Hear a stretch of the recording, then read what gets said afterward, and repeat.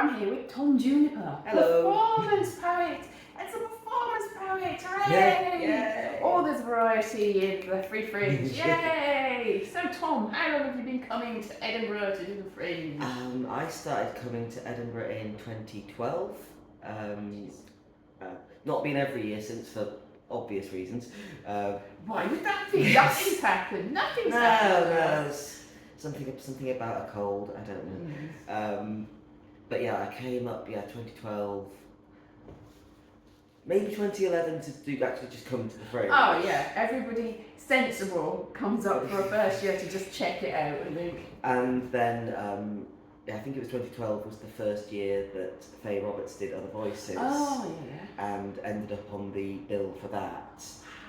And then just got the bug and kept coming back to do that over the years. And I think 2018 was the first time I brought a show up myself, which was called This Is Awkward, because I was given the advice that if you have something about yourself that you can't completely mask and hide away, the best thing to do is emphasise it. Yeah, let people So know. I was like, I'm very awkward when I'm on the stage until I'm actually doing a poem and then I'm feeling a bit. But as you can see now, I get all like, okay, I'll make a show about being awkward, and then everyone will think I'm doing it on purpose. It's genius. It's genius, yes. So where was your venue that year? It was a pop-up venue on South Bridge, and I cannot remember what it was called, but it was vaguely like off-brand Harry Potter. It was like the Wizards something. I know it was before. It was a simpler time. Before time. It was around the time of the original Middle Age moment, but it was before it all went. Before yeah. But it was very much we'll just put a cauldron on the front and then people will come in.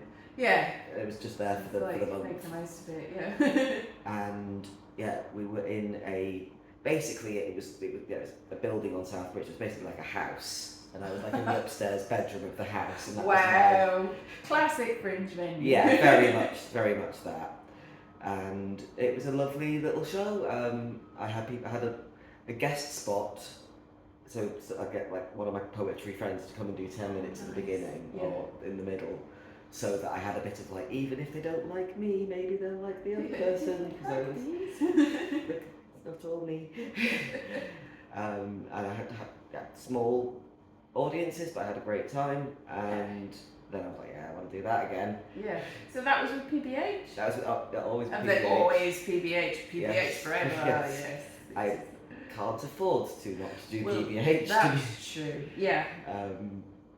Even other free Fringe organisations aren't that free. So I'm a not particularly well-known performance poet. I do not have a budget.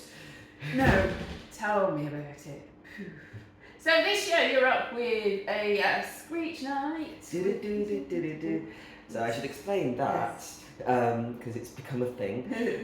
So I decided to bring up a spoken word compilation night, much like Other Voices was before COVID, because when I came up last year there wasn't anything happening that was like a compilation or a slam or an open mic or anything where people could get together in the spoken word scene. And I got really angry that no one had done this, and I went, oh, that means I have to do it. Yeah, it's like, always do it yourself. Yeah, if you want things to happen. So I have brought up Screech Night, which is we call it spoken word cabaret. So there's a little open mic section, so if anyone turns up on the day and wants to have a go, we've got a bit of time to... That's just the tap joining in. Not you, I wasn't... The tap is not on the open mic. It's just a little round of applause from the tap. So a little bit of open mic, and then there'll be 3 or 4 performance poets and storytellers who all do a slot during the show. So it's a different show. Different show every night. I think you had a slam. Yes, we did have a slam. Yeah, Sundays we said we'd do slams, which aren't very serious slams at all. It's basically an open mic with audience participation. But on the second night of Screech Night, I think it was, I said as a joke, we don't have any budget for a theme tune, so feel free to make your own. And they did. So the theme tune is now Screech Night. Do do do do do do do. I have had to tell the audience to stop singing the theme tune so that we could do the poetry. Yes, exactly. And I think it's ambiguous enough that we don't have to pay copyright on it. Yes. That's also why I have to get them to stop for 30 seconds. Exactly. Yeah. So Screech Night's called that because it's a scratch night, and where is it? At the Banshee Labyrinth. Which is a spooky pub. Spooky pub at Yeah. Banshee Screech. Yes. So there. Yeah.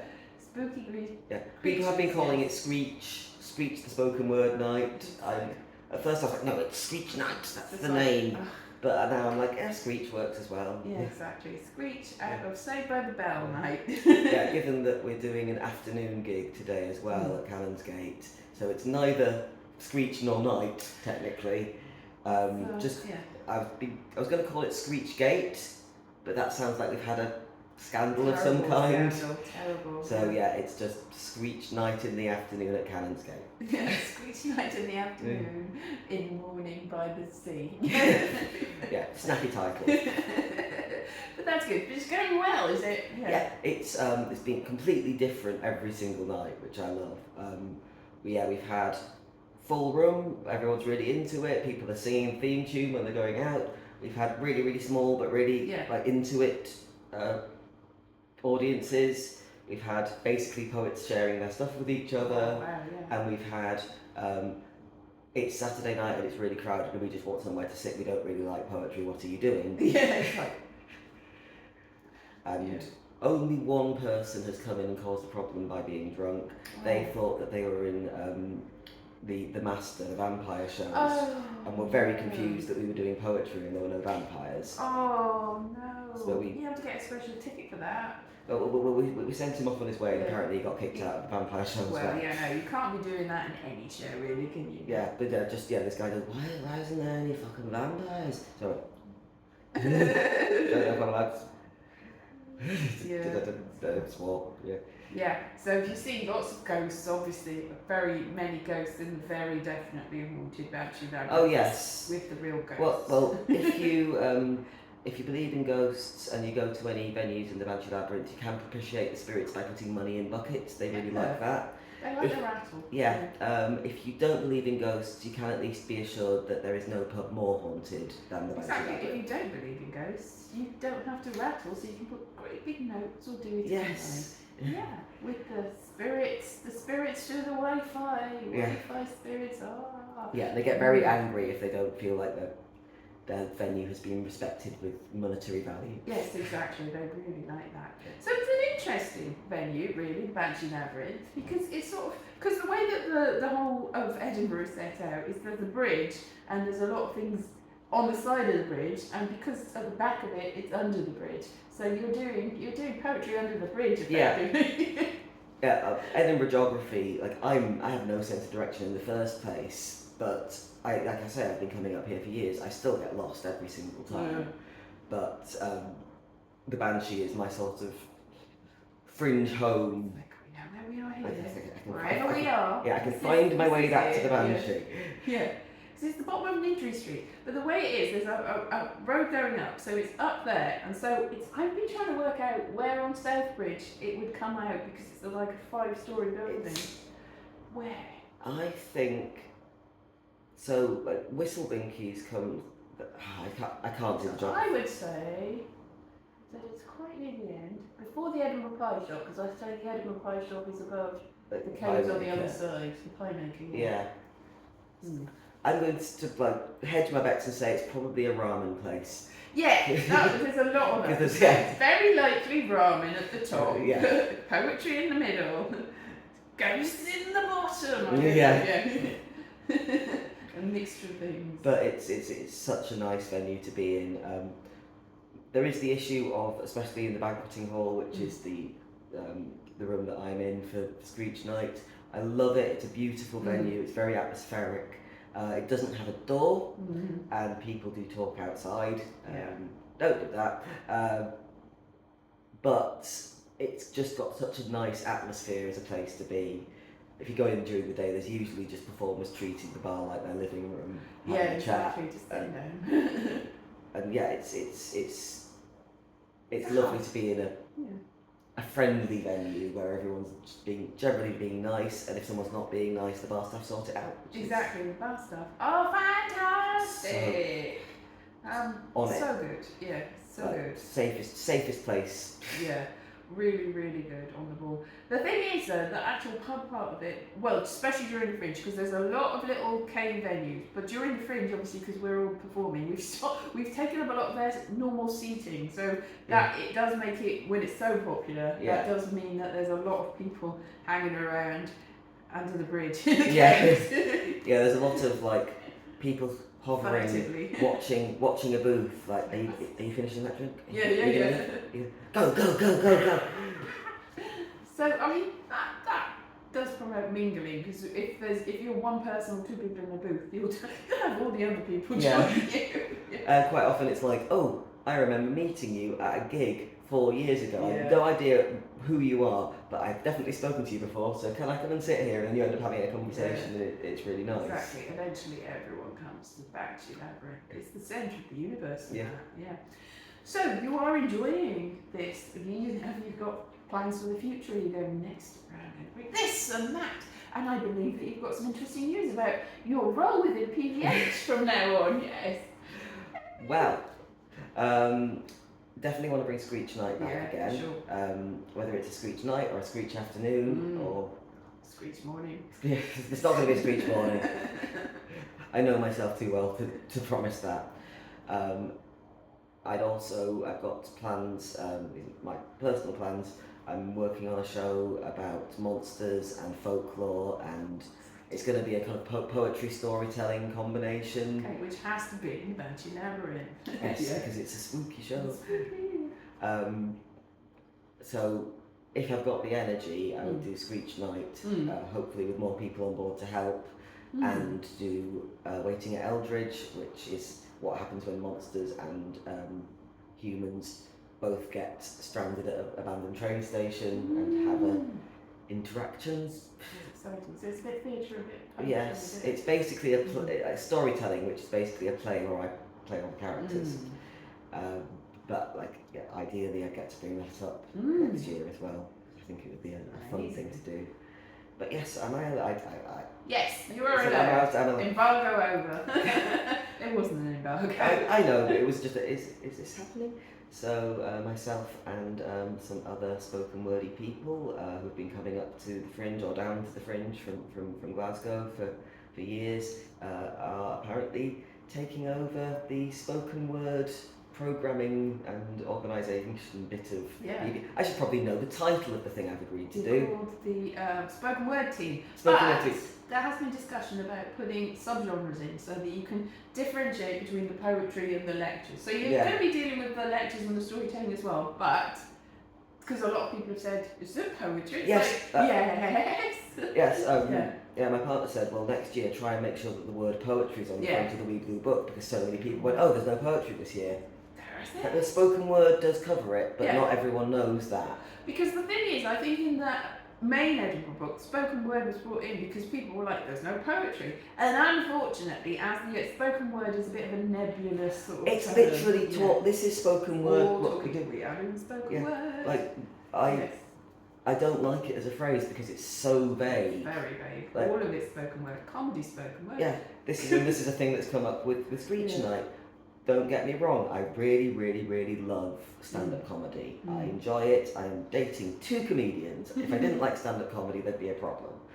But because there's been so few spoken word, as in poetry and storytelling type nights, I said I'll bring spoken word night up. So many people applied to be on it with their stand-up set, and I was like, there's literally thousands of stand-up. Places you could apply to do stand up. There's one. No, there's not one. There are a couple of It's other. just one show. Your show. No, there's other places. There are. But you could count them on the fingers of one hand. It's not. There are a few spoken word compilation shows, but so few. And I was like, I feel like I'm hating on stand up, and I'm not. No, just don't do it at the But poetry. there's a lot of it. Themed night. Yeah, but I also don't want to take. I don't want to chase the storytellers away. So, No. This is it. So storytelling and poetry are hand in hand, I think. And I mean, there's a lot of crossover. This is the trouble. Like we've got in PBH, we've got this is this genre, and this is. And I keep saying there's not because there's stuff that's more I'd than love one. there There's to a be lot of like crossover. things that are cross genre. Yeah, exactly. So things that are like comedy and magic. Yeah, Things exactly. that are music and spoken Because word. there are anyway, but it's Yeah. like how do you categorise it? I mean, in Wee Blue Book, there's not time limits. Read it faster. No, there's space limits because it's. But on the website and the app, I think that we should be able to add secondary genres. It will help people. So, and we're probably going to have family friendly rather than children's. Although we might have some sort of you can come if you're this is suitable for whatever. But it's more complicated. Yeah, because there might be a show that's like very much for 5-year-olds. Yes. As opposed to a show where your 5-year-old won't be traumatised if they come with Exactly, you. there's a difference. So They might be bored, but they won't be traumatised. it is It'll be complicated fine. because it's like some of the people that are doing the children's section going, oh, can we open that up? But then again, some people that only want under 5s are going to go, well, I know there's 16-year-olds, they're disrupted. I mean, 16-year-old is not the same as a 5-year-old, but they still count as children. Yeah. Sorry, 16-year-olds, but technically if you've got an 18 plus show, it might be fine, but it might really, really not. Yeah, exactly. So there's a lot of and also with the genres. I'm hoping in the next year, because we will still be here, that PBH can work together as a big team and we can all. Because what's been the problem is people come and go with putting the genres in. If we can all talk together about what the people that we're over the overarching genres would need, then we can probably work together. With the comedy, I think we know who the comedy might be next year, so we're going to all work together with everyone. I feel like I'm well placed for this because I used to work for the NHS, and if ever there was an organisation that was one big organisation that acted like it was lots of little organisations, and if you talk to that department, maybe we can solve this problem together instead of being warring tribes. Exactly, and I think they've done that in government as well. They've got somebody that goes, there must be a way to make it so that all these people work together rather than against each other. You're actually agreeing with each other, but very loudly. Exactly. We can sort this out. Exactly, and then we can make it so that everyone knows what they're going to, and everything's in tiny little boxes. No. All the box is so big that everything goes in. Just one listing in the weekly book. Shows. Just about. Turn up, see what you get. Yeah, who knows? No, I mean, there must be a way. It's organising it is the problem. Yeah. So, spoken word, stroke poetry, stroke lectures, and there's going to be a separate science and rationalism anyway. So you don't have to do it for science and rationalism, but there might be something so we work with them as well. It's finding the things that are in that poetry, science, comedy, magic. A friend of mine called Karen, and I've forgotten her last name, who did a story type thing. It was a story verse, but also scientific and anthropological lecture within story about how it's called When the Water Turns Blue. That's a thing people Google. But it's about how you encode important information such as this thing is radioactive and it's going to stay radioactive for 10,000 years, when in 10,000 years the language is going to have changed to unrecognisability, and the idea that you could encode it into stories because then they'd be passed down from generation to generation. But it was a lovely combination of this very, very like scientific and sociological data with folklore and story and myth making. And I don't, if Karen brought this up to the Fringe, I don't know where we would put it. It would be spoken lecture. Spoken lecture theatre. It's a lecture theatre that speaks. Lecture and word. Yeah, lecture. Story teaching. Yeah, exactly. Because I've got my shows under comedy, but in actual print it says this is more just stand-up talking, so it's like not comedy. It's not stand-up comedy, it's stand-up talking. Where do I go? Because it's funny though! What am I supposed to do about that? Well, I quite often do funny poems, but not always. So sometimes people have seen one show that I've done and they're like, hey, I'm funny. Oh, you've done a really, really depressing show this year. Yeah, it's like... And last year I was doing poems about monsters that have become this new show. And some people came up to me and they what's this? And I was like, it's spoken word. And they went, is that poetry? And I said, well, yes, it is. It's poetry. And they said, is it, poetry? And I said, some of it's quite funny. Like it's fun. It's funny stories about monsters. There's a couple of serious ones in there, but it's not about my trauma. No. And they went, oh, good, yeah, we'll come. It's like And lovely. poems about your trauma, like I've written plenty of them. Yeah. I enjoy them. They're great. You have but to want them. when you say poetry, people remember the last poetry show they saw and think it's all that. Yeah. And you can have anything from this is an experimental, like I'm going to make bird noises, which is a show I've actually seen, not at the Fringe, but somebody who just had listened to some birds and transcribed down the bird noises and just did them. Yeah. It could, if the last thing you saw was that, you might not be expecting comedy limericks. No. It's or quite here is how my dad died, or exactly. I mean, Tim Key and John Hegley, always on comedy bills. Yeah. Are also poetry bills. Yeah. Yeah.